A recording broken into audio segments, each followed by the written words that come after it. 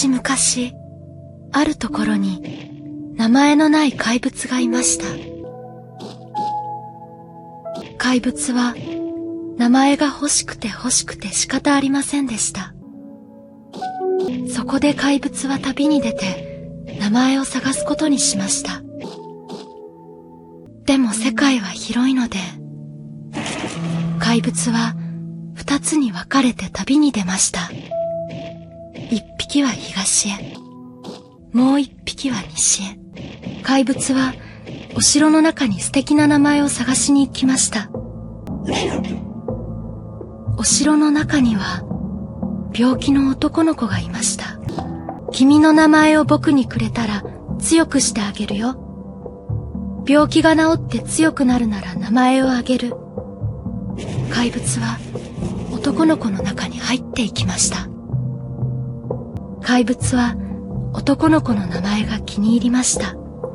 でもあまりお腹が空いてしまったので、僕を見て、僕を見て、僕の中の怪物がこんなに大きくなったよ。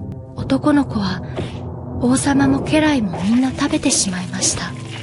バリバリ、ぐしゃぐしゃ、バキバキ、ごくん。せっかく名前がついたのに、名前を呼んでくれる人はいなくなりました。ヨハン、素敵な名前なのに。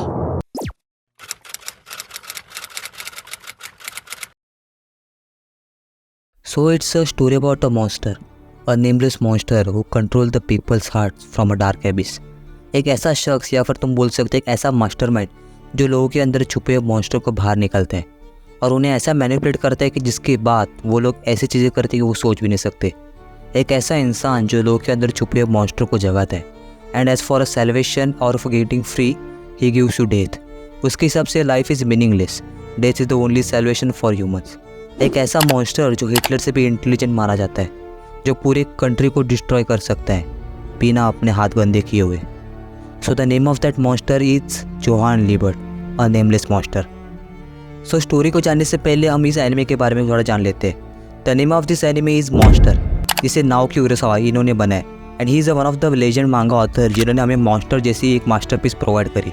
उसके साथ उन्होंने 20th century boys and Pluto ये दो फेमस मांगा भी हमें दिए, जो कि रियली मिस्ट्री और थ्रिल से भरी हुई है.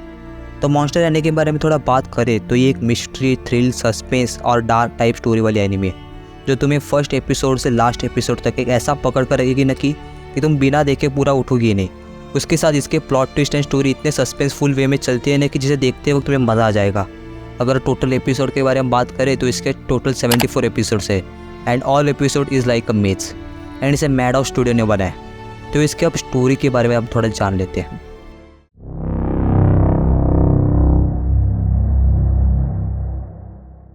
तो स्टोरी स्टार्ट होती है एक हॉस्पिटल से, एक डॉक्टर से जिसका नाम है डॉक्टर तेनमा, जो कि एक न्यूरोसर्जन स्पेशलिस्ट है.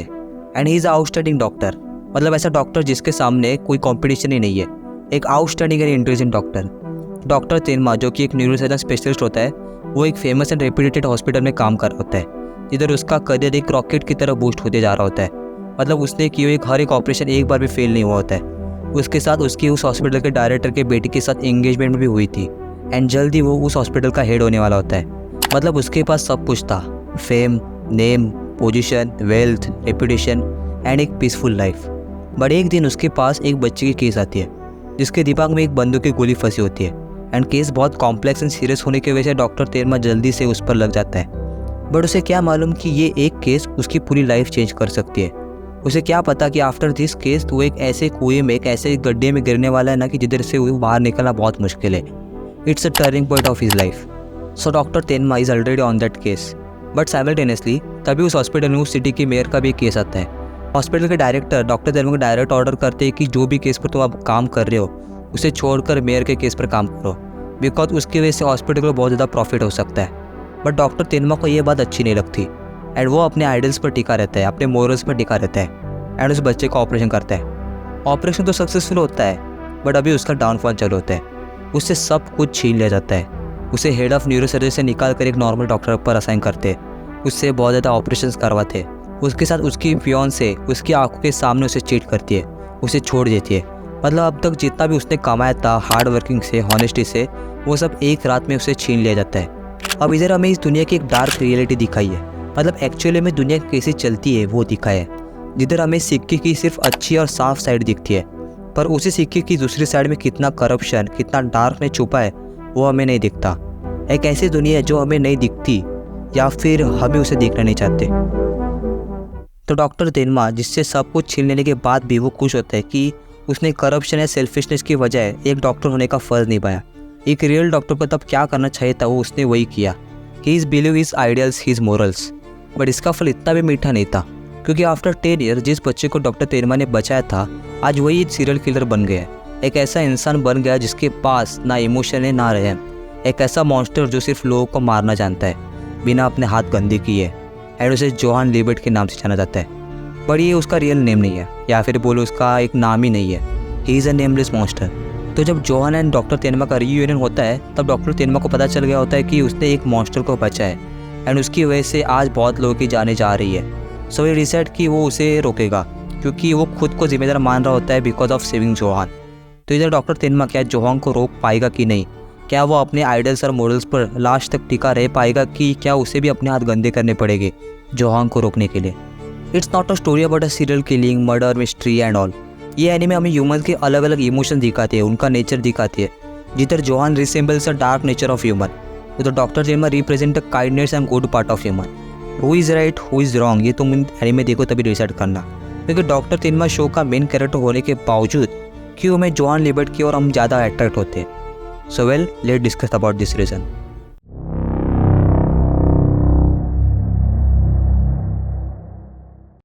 Well, the main question is the who is Johan Liebert and क्यों ज़्यादा अट्रैक्ट होते?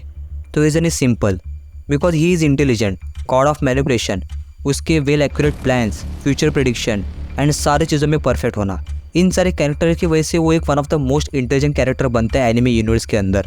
मतलब वो जो भी क्राइम करता है उसका एक भी एविडेंस पीछे नहीं छोड़ता, सारे एविडेंस को मिटा देता है। एंड अगर तुम्हें उसकी इंटेलिजेंस कंपेयर करना ही है तो इधर मैं लाइट एगेमी से उसकी कंपेयर करूँ तो आई एम 100% श्योर कि Johan is far more intelligent than Light. देखो, इधर मुझे किसी को हर्ट नहीं करना है, सबका अलग अलग फेवरेट होता है, बट मैं इधर तुम्हें प्रूव भी करके दिखाता हूँ। अब डेथ नोट में एक सीन है जिधर लाइट एगेमी एक फ्यूचर प्रेडिक्शन करता है, एक प्लान बनाता है, इधर वो बुक की ओनरशिप देकर एक नॉर्मल पर्सन बनकर उसका ही केस सॉल्व कर रहा होता है। एंड आफ्टर दैट वो बुक उसके पास प्लान के हिसाब से फिर से वापस भी आती है। अब इधर इसने जो गेम खेला है वो सब एक फ्यूचर प्लान या अपने प्रेडिक्शन की वो दम पर खेला, एंड ये लगभग 2 या 3 या 4 महीने की उसने प्रेडिक्शन की होगी। बट अगर तुम मॉन्स्टर एनिमे को अच्छे से देखते हो और समझते हो तो इधर तुम देखो कि जब से डॉक्टर तेनमा ने जोहान को एक न्यू लाइफ दी है तब से डॉक्टर तेनमा की लाइफ जोहान के प्लान के थ्रू ही चल रही है। एंड तब जोहान कुछ 8-10 साल का लड़का ही होगा। एंड ये सब हमें तब पता चलता है जब डॉक्टर तेनमा जोहान के पास की मदद से उसे ढूंढने निकलता है। तब जब वो जितने भी लोगों से मिलता है उनके मुँह से सिर्फ एक ही चीज़ निकलती है कि आप डॉक्टर तेनमा हो ना। जोहान ने बताया था कि आप एक दिन ज़रूर यहाँ आओगे। मतलब एक 10-11 साल का बच्चा इतनी लंबी फ्यूचर प्रेडिक्शन कर सकता है, मतलब आई कांट बिलीव। मतलब जोहान को पता था कि एक दिन वो डॉक्टर तेनमा से ज़रूर मिलेगा एंड डॉक्टर तेनमा उसे ज़रूर ढूंढेगा। एंड ऐसा भी नहीं कि जितने भी लोगों ने जोहान को देखा है जो उसके पास में उसके साथ थे वो आज जिंदा है, सारे लोग मर चुके एंड जो जिंदा है उन्होंने उसे देखा नहीं। इट्स अ कन्फ्यूजिंग ना। मतलब इस दुनिया में अगर तुम्हें बिना अपने एग्जिस्टेंस से, अपने पहचान से जीना है तो वो एक ही तरीका है, live without name and past. And Johan यही करता आ रहा है। एंड ऐसा क्यों करते हैं वो स्पॉइल नहीं करूँगा, बट स्टार्टिंग में जो तुमने जो स्टोरी देखी एक नेमलेस मॉन्स्टर की, वो एग्जैक्ट स्टोरी है जोहान की। पर इधर सवाल आया होगा कि तुम्हारे माइंड में कि एक्चुअल में जोहान का गोल क्या है। तो विदाउट स्पॉइलर बताऊँ तो he is a nameless monster like that story, who is only live without a name. But ये सिर्फ हाफ ट्रूथ है, रियल गोल तुम्हें एनिमे के एंड होते होते पता चल जाएगा। एंड इसका and is one of the best ending. जिधर मैंने अभी तक बहुत बार कहा होगा कि वो एक कंट्री को डिस्ट्रॉय कर सकता है, तो उसका लाइव एग्जांपल तुम इधर देखोगे। एंड ऐसा नहीं कि ये फर्स्ट टाइम है, ये सेकंड टाइम है, उससे भी पहले उसने किया था।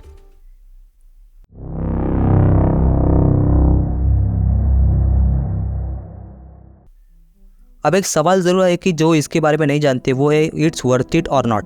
एंड हम इसे क्यों देखें, वर्थ इट है या नहीं वो हम आगे बात करेंगे, बट हम इसे क्यों देखें, what this anime really teach. तो मॉन्स्टर एनिमे के अंदर जितने भी कैरेक्टर्स है वो हमें ह्यूमंस के अलग अलग नेचर रिप्रेजेंट करते हैं। जैसे कि एवा हाइनमैन, जिसके पास वेल्थ, पावर, फेम, नेम सब कुछ होता है, but after his dad pass away तब उसे एक पार्टनर की ज़रूरत होती है, बट कोई उसे मिलता नहीं है। क्योंकि देखो karma never forget the pain you give to another person. Doctor Tenma को जब उसने छोड़ा था उसके आंखों के सामने उसने उसे चीट किया था, तभी उसे कुछ नहीं लगा था। But after her life destroy वो जिंदगी में डॉक्टर तेनमा को कोसती रही। उसे मालूम था कि डॉक्टर तेनमा एंड उसके लाइफ डिस्ट्रॉय होने का कोई भी कनेक्शन नहीं है, पर फिर भी वो उसे कोसती रही। एंड जब वो सोचती है कि एक न्यू लाइफ स्टार्ट करने की, तो I said Karma never forgive anyone.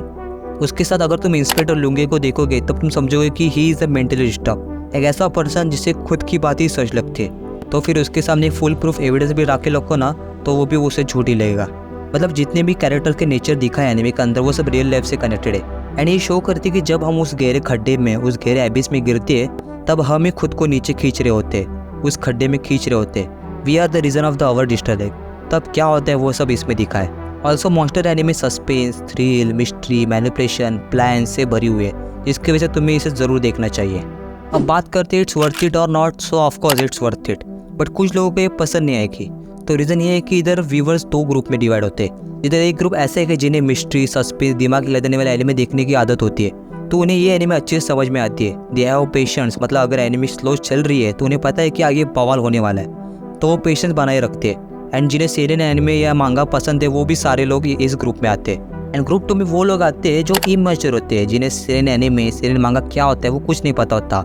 जो एनिमे रियल मैसेज या नेचर दिखाना चाहते हैं उसके बारे में उन्हें कुछ घंटा समझ में नहीं आता। वो फ्लो में या पॉपुलर इसलिए देख तो लेते हैं, बट अगर उनसे पूछे तो वो कहेंगे कि वो थोड़ी स्लो थी और इतनी अच्छी नहीं लगी, या फिर कुछ ऊपर अच्छा कहेंगे बट अंदर उन्हें कुछ घंटा समझ में नहीं होगा। पर वो भी क्या कर सकते हैं, उन्हें एक्शन फाइट वाले एनिमे पसंद होती है, तो उन्हें ऐसे एनिमे एडेप्ट करना थोड़ा मुश्किल होता है। तो कंक्लूजन यही है कि मॉन्स्टर एनिमे सबके लिए नहीं बनी है। जिन्हें पेशेंस है, जो सेरियन एनिमे या मांगा पढ़ते हैं वही उसे देख सकते हैं। क्योंकि मैं भी मानता हूँ कि एनिमे की पेसिंग थोड़ी स्लो है, बट मुझे आदत है and I know what they try to show us. Well, कोई ऑफेंड नहीं होना, this is my point of view. क्योंकि ऐसे भी लोग हैं जिन्होंने विंडलैंड सर के 2 सीज़न देखने के बाद भी सीज़न 2 में मज़ा नहीं ऐसा बोलते।